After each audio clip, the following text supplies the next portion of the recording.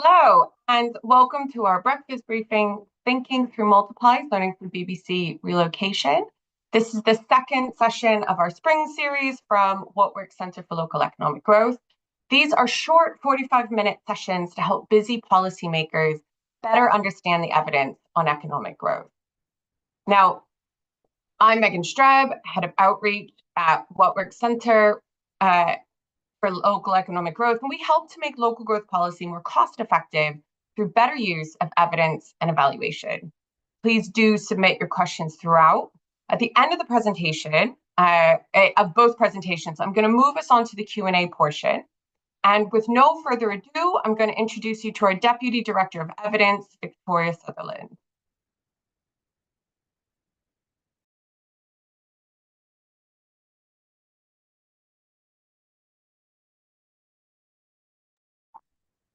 Hi everyone, bear with me for 2 seconds. I'll get the slides up. Okay, so welcome everybody. I'm going to talk a little bit about multipliers.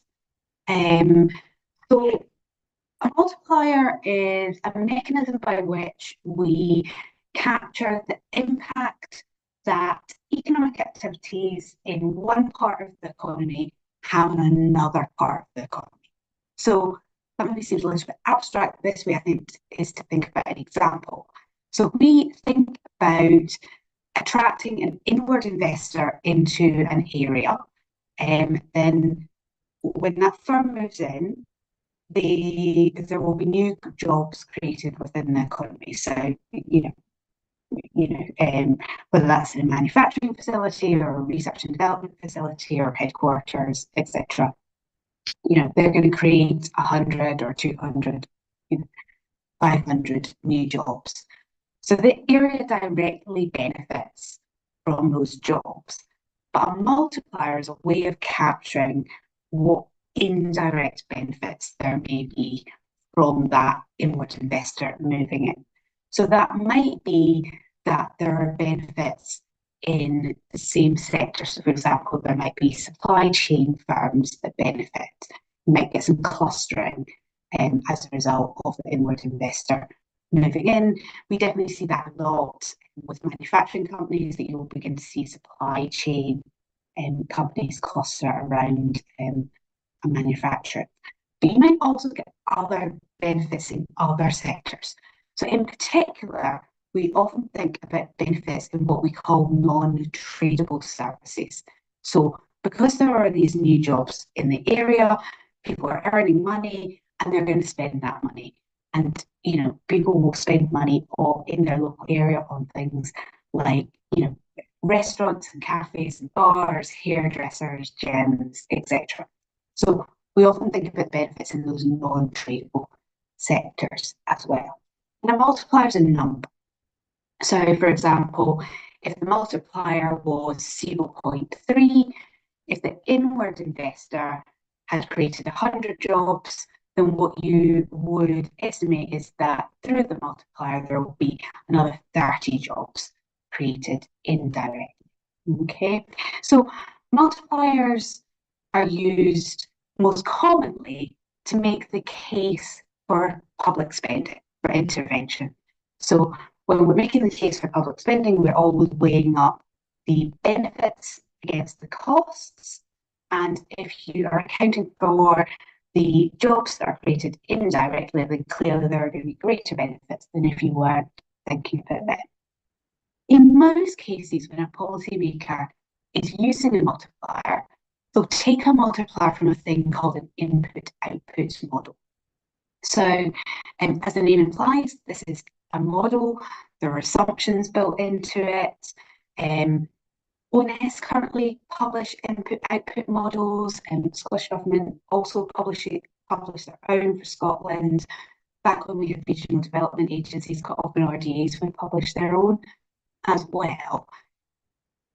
When What Works Growth has looked at multipliers, we've taken a different approach. So rather than looking at modelling, and relying on a set of assumptions, what we've done when we've looked at multipliers is we have looked at the evaluation evidence.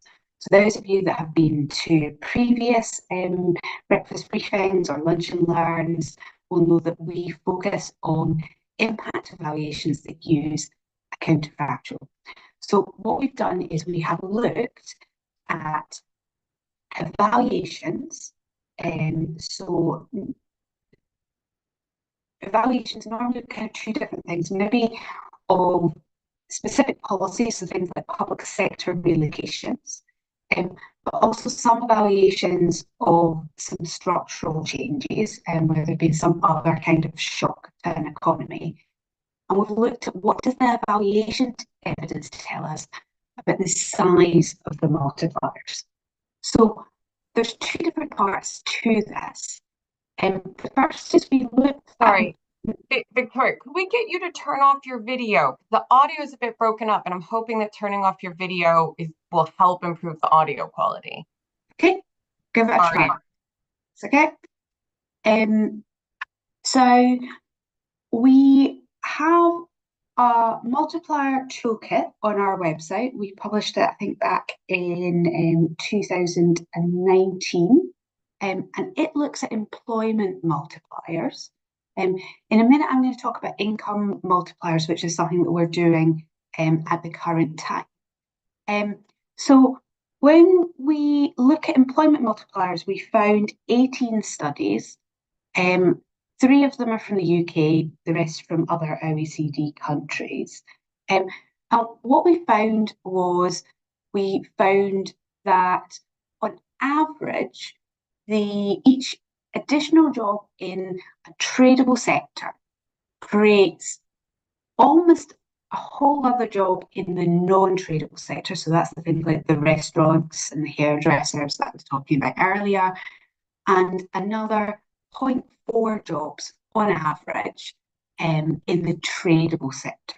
So I think it's interesting to look at that in the round.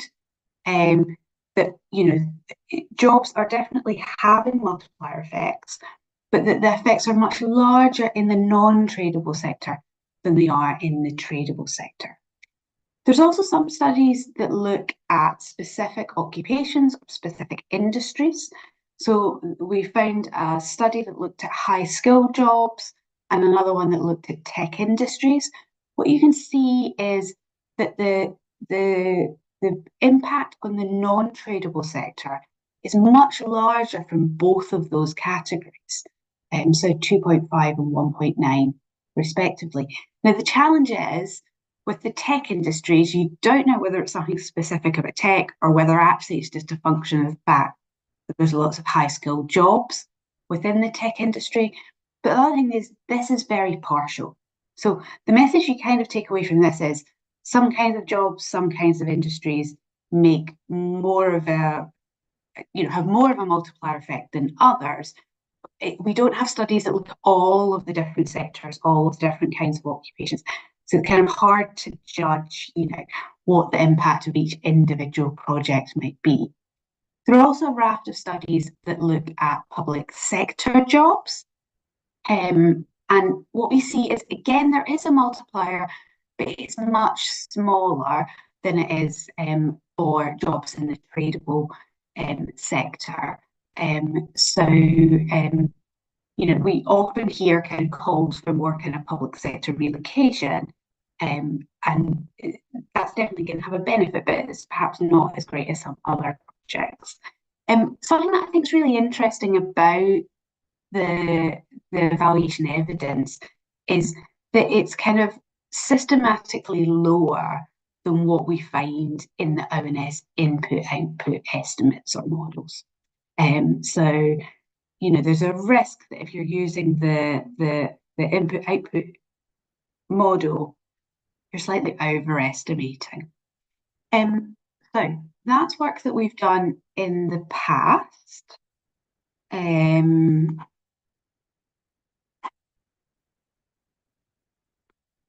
At the moment, we're doing a follow-up piece of work where we're looking at income multipliers.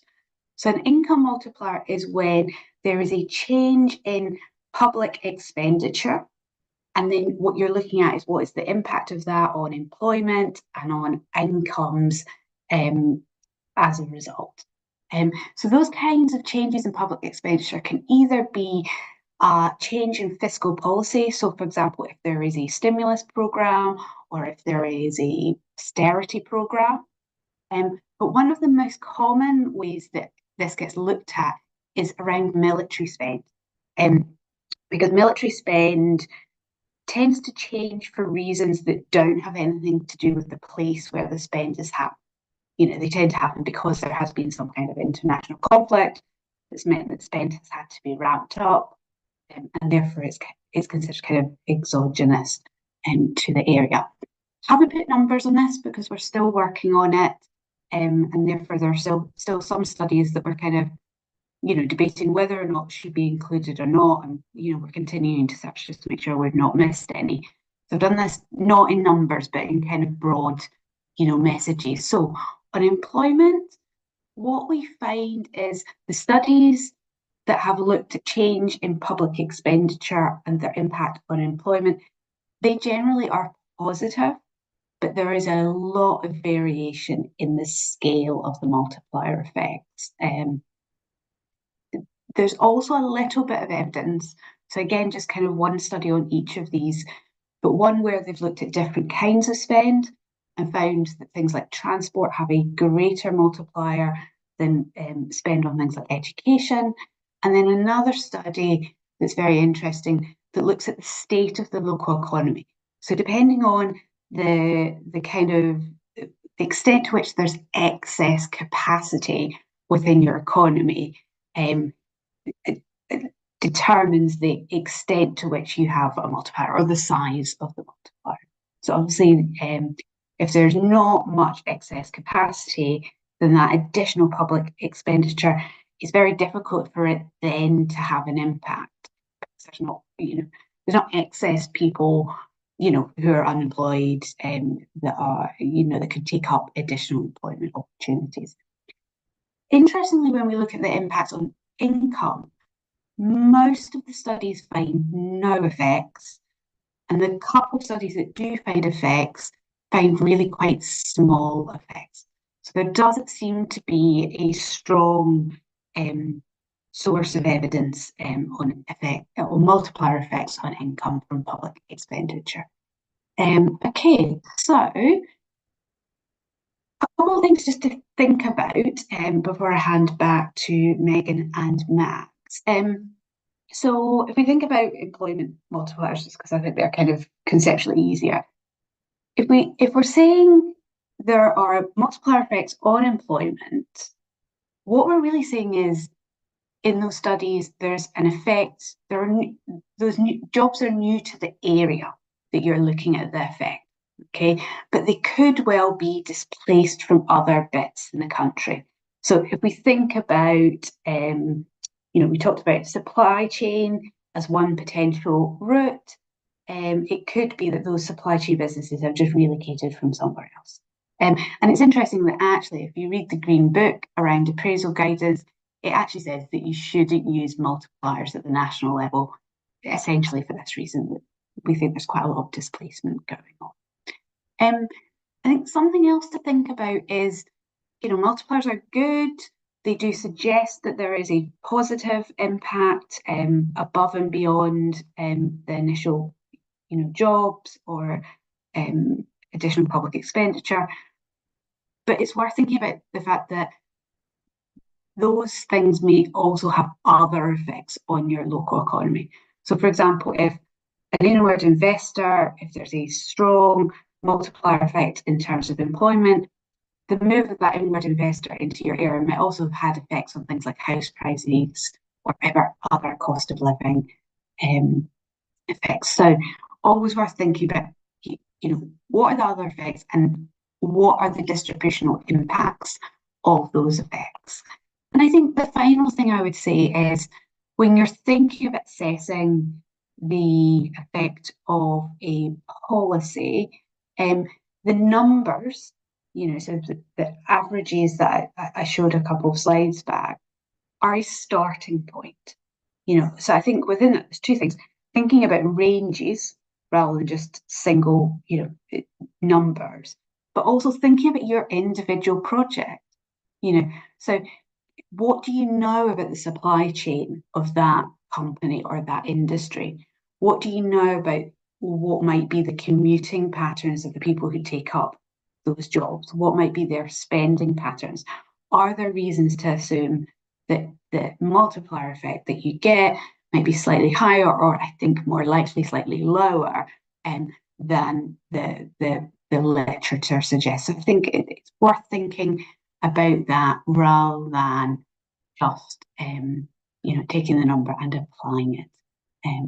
Okay, so with that, I will hand back to Megan. Okay, great. Thank you so much, Victoria. And thank you everybody who's already put questions in the chat. Please do keep asking. I'm going to now hand over to Max Nathan, who's Professor of Economic Geography at UCL. Right, Max, over to you. Thanks, Megan. Let me just get my slides up and put them in presentation mode. So I'm going to zoom down from Victoria's OECD-wide overview into one of the real-world cases that she talked about. This is the BBC's move of a lot of its activity out of London to Salford in the early 2010s. This is joint work with Henry, Capucine Rian, and Maria Sanchez Vidal. There is a working paper. I put a kind of cute link to it there if you're interested in getting into more detail. We also have a briefing which we wrote for the Economics Observatory, which I will either put in the chat or give to Megan to hand around later if you want more detail. The first thing I have to do is show you this scary disclaimer because of the data we use, but I've showed it to you now. And here's the paper in a nutshell. I think the first thing to say is, like Victoria was saying, relocation programs are widespread. More countries than you might imagine have recently used or are using public sector relocation programs for economic development ends. This is a very nice paper by Demetria Freitas, which came out a couple of weeks ago, which gives you a kind of really helpful overview of that. So the UK is not alone in having this agenda and having these kind of conversations. Now, Victoria was talking about the kind of standard case where you have FDI or you have some structural change in the economy. The other setting we're interested in is when, a bit of the state moves, or in the BBC's case, a sort of hybrid bit. We were interested in these moves of key departments to Salford for a couple of reasons. This is a flagship UK relocation program. It's very large by UK standards. So as I say there, it's like twice as big as a kind of one-off move as the ONS move to Newport. It also involves kind of high-profile functions and high-skilled jobs. So someone was asking in the Q&A about why public sector multipliers are typically smaller. I think one reason is that the public sector kind of relocation agenda generally involves moving back office stuff. The BBC is a little bit different because the kind of functions and the kind of jobs that were moved were, more like, high tech, high skill. So the kind of multipliers that we find, these are our main findings, are a little bit bigger than the kind of generic public sector ones. We look 5 years out, so this is relatively sort of short term, and I'll come back to that point at the end. Basically, we find that in the first 5 years after the move, every BBC job adds about 0.34 creative industries jobs in Salford. So every 3 BBC jobs, 1 extra creative industries job. We also find that that effect gets larger over time. I'll show you a graph for that a bit later on. So by 2017, that's a kind of 2-to-1 ratio. The multiplier is 0.55. Most of this we think is coming through supply chain effects, particularly supply chain effects in the most BBC-like activity, just kind of publishing and broadcasting in DCMS language. And we have a bunch of other results about kind of winners and losers and wider impacts, which I'll come back to in a second. But this is kind of where we are with the project at the moment. So let me give you a bit of backstory. Some of you will know this better than I do, but for those who don't, the BBC had 3 broad objectives in wanting to do this move, as far as we can tell from kind of looking back through documentation, talking to people inside the corporation. They wanted to better serve audiences in what they call the North. Sometimes this is Greater Manchester in their literature. Sometimes this is the Northwest, or the sort of the North as a whole, north of Watford. And they wanted to do that by shifting commissioning out of London and, closer to audiences in other parts of the country. And this is part of a kind of broader BBC move to take commissioning out of house and use firms outside the BBC in the creative industries of the UK. They also had a kind of quality objective, which was largely coming through, I guess, what they call new ways of working. And they were interested in local economic benefits. And again, kind of BBC's kind of internal planning is a little bit vague about what they think the geography of that is going to be. And that was one of the things that we wanted to test. As I said, high profile functions were moved: breakfast, sport, children's programming, 5 Live, as well as some kind of key cross-cutting functions like tech and the BBC Academy, which is professional development. Around 1,700 people relocated, almost all from London, a few from another part of Greater Manchester, as I'll explain in a minute. Not everybody wanted to go, so they hired a bunch of people. And then from conversations with the BBC, we reckon there were about 3,800 people through further hiring rounds by the end of 2017, which is where our data stops. The Guardian did a very interesting piece of FOI work around the time of the move to work out what type of jobs were being offered. As you can see there, most of them were senior roles. So the key thing in this time frame here, let me just see if I can bring it up, is that in the kind of first half of the 2000s, the BBC committed to this move outside London. They didn't seem to look at anywhere outside Greater Manchester as a potential site. And this is important for how we do the evaluation. It came down to a kind of horse race between the BBC's old building on Oxford Road, that some of you may know, and a site in Salford Quays that became Media City, and that site won. And then sort of the move happened here, and further hiring happened here. The other thing to say here is that obviously there is a very long physical regeneration backstory in Salford Quays that goes back to the 80s. We are interested in looking at the impact of the BBC on top of all of that. So on top of the Lowry, on top of the Imperial War Museum, on top of the housing and sort of physical remediation and part of the Metrolink that had already happened by the time we start our timeline here. So here are the two key locations. This is the BBC's old building being demolished before it's turned into the knowledge, so part of the knowledge corridor linking down Oxford Road to the university. And then I think about a mile and a half over here, across the border from Manchester City into Salford, that's the Media City site. This is another border over to Trafford. And when we look at effects on different parts of Greater Manchester, we're looking for spillovers from here to here. And we find, some very tentative evidence of that, which I can get into if we have time. How we sort of take this to data, as academics would say, is that we use the business structure database, which is kind of close to a census of UK workplaces. We define the creative industries using the DTMS definition, so very standard.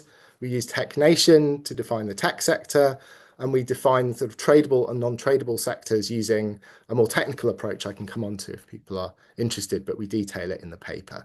And the stack of data that we use also includes things that we use to get at wages and property prices.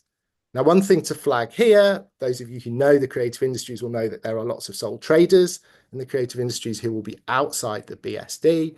So we use the APS, which is a labour force survey, to run tests where we can see self-employed people.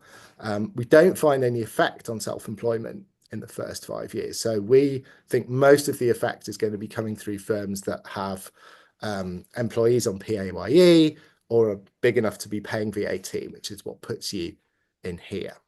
Now, since this is the What Works Centre, we have to talk about the research design.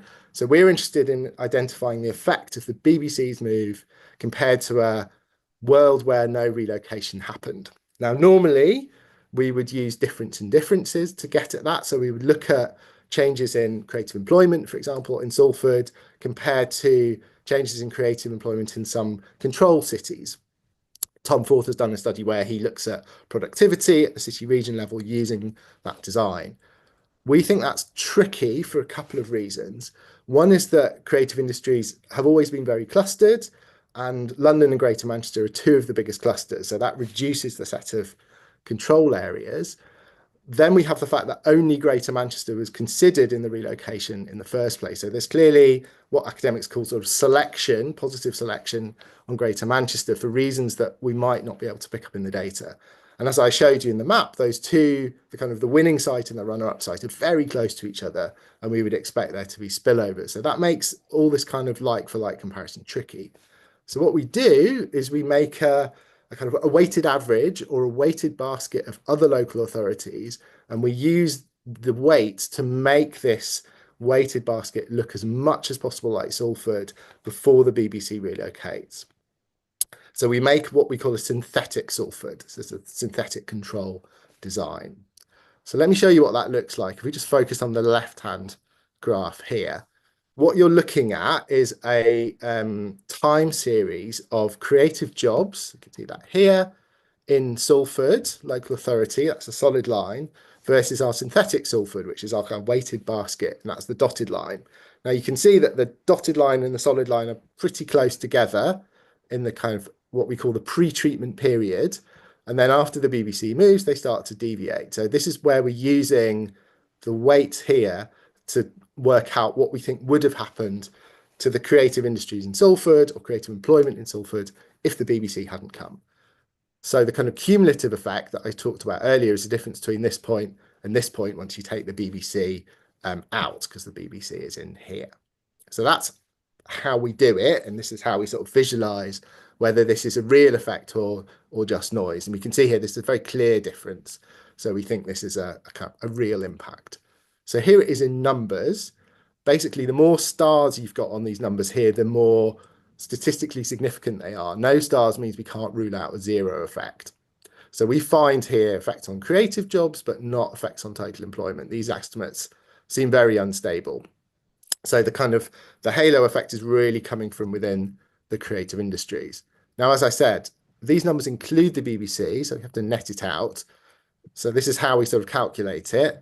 The average BBC employment in this period is 2,800, and it's gone up to just under 4,000 by 2017. So we plug those numbers into a formula with these numbers, and we get 0.34 and 0.55. So those are how we get the multiplier effect out. So once you've done all this regression analysis, it's a fairly simple calculation. Now, as I said, for total employment, we can't do this because we can't rule out these numbers just being statistical noise. So there is an impact of the BBC, and we think it's quite robust, but it's very focused on a particular part of Salford's economy. We can see that in more detail when we look at different slices of the economy. So the first thing we did was to dig into the DCMS creative employment categories. Those of you who know this will know that there are kind of 9 categories. Publishing and broadcasting category basically eats the effect. So everything is coming through impact on firms that do this kind of stuff, which is the most BBC-like activity. And that's consistent with a world where the BBC effectively decentralizes its supply chains, reaches out to creative firms in Salford and starts working with them, and then they grow their employment. We also find some effect on the number of firms in the area. Don't have time to show you that today. So some of that is also coming through a growth in the business stock as well as growth in jobs. Now, we were interested to look at tech employment because there is some overlap in the industrial categories. We also know that Channel 4 went to Leeds because it was particularly interested in the kind of interface between creative and tech. So we wanted to see if any of that was going on in Salford as well. And we find what we call a kind of marginally significant effect. So something that could be going on, but we can't completely rule out a zero for that. The number here is quite a lot smaller than the kind of core, close to BBC activity. When we look at the tradable economy, so tradable activities as a whole or non-tradables, again, we can't rule out zero effects. So this is a kind of version of the framework that Victoria showed you, but it's very much coming through some channels and not others according to these numbers. Then just briefly, and I'll finish, I'll show you some of the other things we do. So we were interested in kind of winners and losers because we have to look at the, the distributional impacts of this stuff. So we were interested in what happens to firms in the area before the BBC comes along, what happens to them. We find that their survival rate increases. So they're kind of more likely to still be there after the BBC arrives. They're not obviously pushed out. But most of the effects I've shown you seem to come through either new firms, so sort of startups, or people moving from somewhere else, either elsewhere in GM or sort of further outside the city. So that raises the obvious question of whether there's displacement or sort of shuffling of jobs around the conurbation.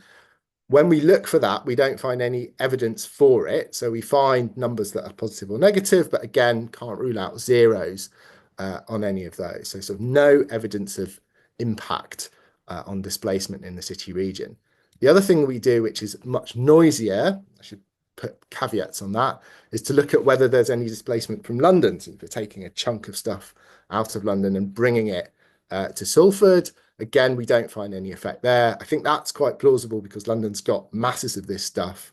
And even if you take a chunk of it away, everybody who, might take redundancy from the BBC can fairly easily find a job in London elsewhere in the creative industries. And that's what we think has happened there. The other two things we do worth flagging are that we look at average wages in Salford. It's not as precise as we would like. We'd like to look at wages in the creative industries, but the data is not rich enough for us to do that. But when we take out the effect of high-paying BBC jobs, we still get an increase in average wages in Salford of about £30 a week, so not nothing. The other thing we do is to look at property prices. So we do this through sales, not rents, and I think we're probably missing something by doing that. We also look at it at Salford or GM level, and as various people have pointed out to us, the kind of places in GM where BBC types might want to live, maybe highly localized. So again, there could be something here underneath what we do, and I'd like us to kind of go back and dig into that when we have more time. So 3 takeaways, and then I'm done. Overall, I think this is a good news story, and when I've presented it to people in the region or in the city, I think that's been the broad reaction. So there are gains for Salford without evident losses for the rest of GM or indeed for London, and we have the beginnings of some sort of clustering of the creative sector around Media City and around the BBC, and we have this sort of interesting wage effect. What I would say is that at least in our kind of 5-year time frame, these halo effects seem fairly limited compared to what was predicted. I don't have a time frame on this prediction, so we could come back and run the data today and we might get closer to that 15k, but at least in the sort of first 5 years the halo effect seems smaller than we might hope. We don't find impacts outside the creative industry, so there are spillovers, but they're quite focused. And as Victoria was saying, I think we need to think about how far this would generalize outside GM and outside the BBC case. This is a large move that was kind of well fitted to the local economy and to the city region's economy. There are also some important limitations on what we do. So our analysis is fairly short term. Academics are kind of slow, thorough, but a bit ponderous. And so, we don't run our data up to today. There are some interesting studies from Germany and Spain which show much bigger public sector multipliers than we've got here, but over a longer time frame. There are some things that policymakers, particularly the government at the moment, care about, which we don't look at, except indirectly. And there are also impacts on rents or on gentrification, which I think we would want to look at, but we didn't have space to do in the paper. But that's it. I can see there are some questions or comments, so that's good. Look forward to getting into those. And if you want to look at the paper itself, it is here. But let me finish there. Great, thank you. Thank you very much, Max. So Henry's joined us for the Q&A. Victoria can join us as well. We have 8 minutes, so we are going to go through a rapid fire round. And just as a reminder, if you work in local government, we will be answering some of these questions on K-Hub afterwards. So if you're, I'll talk a bit more just before we wrap up about how you join that in order to hear the answer to your question if we don't manage to get to it. So really quickly, how are we defining high-skilled jobs, tech industries, non-tradable, and tradable? I mean, I think oh, go on. I was going to I dive was in going to straight say away. on BBC relocation, I think Max covered that quite well. This was much earlier. Yep. From Victoria's slide, is that roughly similar? So yeah, so high skilled usually graduates. Tech is usually DCMS, but it varies by study, but roughly. And non-tradable versus tradable is sort of what you'd expect. People tend to look at how concentrated the industry is. So tradable will be anything that is serving national or international markets, possibly regional. And non-tradable will be things that are serving local markets. And there's a bunch of ways we get to that, but it's basically restaurants and bakeries and retail shops. Okay, right. Let's move on very quickly. Public sector jobs, why would they have smaller multipliers? Well, Max, I'll let you do the BBC, but I think generally it's because local firms struggle to access public procurement networks from relocated public sector jobs. But I don't know, Max, if you feel there's anything extra on the BBC side. I mean, what's striking about the BBC, like I said, is that the kind of the typical public sector relocation, at least in the UK, has been stuff that's basically back office stuff that doesn't need to be,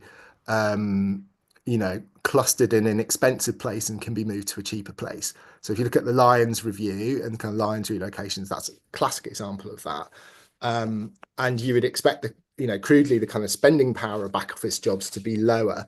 And you'd expect some of the supply chain effects to be there, but to be kind of less powerful than if you move the kind of the HQ or the kind of knowledge intensive functions. And the BBC is different because it did move, it didn't move the kind of the director general, but it moved really high profile programming, high earning people, and tried to shift whole kind of functions and workflows out of London. And I think that's why we see higher numbers here than we do for, the kind of public sector average for the UK. Okay, great. I'm going to skip over the ONS question because in the email I send out, I'll link to a blog we have about ONS input-output tables, which I think is useful. Question about relocation to Leeds and C4 moving there. I mean, I'm selfishly hoping that maybe that's an opportunity for some impact evaluation. What are your thoughts? I mean, I'm hoping that somebody out there is doing that impact evaluation at the moment. I mean, Phil makes a lot of helpful comments in that question as well. I mean, the thing that's different about Channel 4 is, as I understand it, it's always been a lot more of a external commissioner than the BBC. So the BBC was sort of having a moment where it was going from in-house to out-of-house commissioning, and the relocation was part of that. But Channel 4 has always had this kind of network of external commissioners around the UK. So I would imagine that there are, going to be some multiplier effects, but they may well come through different channels than the BBC ones. That's a reason, I think, to do the impact evaluation. The other thing to say is that, as I remember, the number of jobs that were relocated, at least in the first instance, was a lot smaller than the BBC one. So, the kind of spending power of Channel 4 types going to Leeds, kind of total spending power is going to be smaller than the number of BBC types going to Salford. But yeah, I mean, I think there are, good reasons to think that the kind of framework that I set out and that we set out in the paper, some of that could work in Leeds. And I think there's a sort of empirical question about how big those effects are going to be and how they come out. But the kind of methodology we use there, I think, could certainly work for Leeds as well to evaluate that. Megan, can I jump in here? Because I think there's a couple of points I'd make. There was a very good piece in the FT talking about the local impact of data centers and how much that had been overestimated by using the employment multipliers. And I think that makes a broader point that I wanted to link to the lead stuff here, which is that sometimes it's actually useful to take a step back and think more broadly about the economic impact of these things, not just about the multiplier effect. So the Leeds thing is a really good example, and I will not make myself popular with people in Leeds here, but my gut instinct is that if you were looking at the broader case, it should have gone to Manchester in an attempt to reinforce the cluster there all of the additional stuff that we have in terms of really generating a labour market, creating critical mass outside of London and the southeast. The multipliers will look the same. Both, or they could, but if you just took the multipliers that we've got, they'll look the same for either of those things. But I think looking at the economic story, in a broader sense, you would actually bring in some other things that multipliers don't catch. So I think that's an important reminder to us that multipliers are a good way of thinking about and quantifying some of the indirect impacts, but we should always be thinking about the strategic case, and strategic case brings in a broader set of considerations. Now, look, if you're in Leeds, I can imagine that you would take a different set of considerations to the ones that I've just done in thinking about that. But I'm just making a point that you want to think about a broader set of things than just these multipliers. But the multipliers are really good for thinking about the benefit cost type exercises. So we have a question from Jen Williams at the FT, who is asking a question about spillover, and we might have to get back to her separately because I'm going to take that question and actually say, thinking about spillover, thinking about multiplier effects, what should anyone working in local government at the moment, how should they be thinking about multipliers, multiplier effects, like what kind of work they do when they're thinking about how to make the most of inward investment or other things? I mean, just quickly on Jen's question. I mean, I didn't have time to show this table, but it is in the paper. I'll drop you a line so you can find that quickly. But basically, we find, those kind of outcomes we look at, we find that they're, I think, positive all the way down the line for Manchester City, and almost all positive for Trafford, and that's consistent with a world where these things are, some of these effects are kind of spilling over those two, borders from Salford to City and from Salford to Trafford, that we looked at. I mean, it's not statistically significant, I suspect, because we're looking at over this 5-year time frame, and I would anticipate if we came back and ran the data for another 10 years, we would pick up something that is more signal and less noise. But I think you'd expect to see that. And then to Megan's question, I think there's a question here about geography. So we went back and forth about whether we should try and draw a really, really tight circle around the site and look at very, very localized multipliers, or try and look at the whole city region and look at through the travel to work area. So we ended up doing, too challenging to do the first, but we ended up doing the second, and we found that the effects were, visible in Salford, and like I say, sort of something going on in the areas immediately around it, but nothing at the city region level. So, you've got to think about your particular case and how far you'd expect those benefits to spread, and test for that. And I think it's worth keeping an open mind about, what the kind of halo effect is going to look like and how wide it's going to go across your place. I mean, I'd summarize it, Megan. I think these things probably generate smallish effects quite broadly across the metro area in most cases, but they're never going to be transformational because the number of jobs are small. Okay, right. That is all the time we have for today. So our next 2 breakfast briefings are on economic inactivity and the industrial strategy. You can find details on how to register for those on the latest part of our website. You'll also find there on Multipliers Toolkit, as well as a few other blogs on multipliers.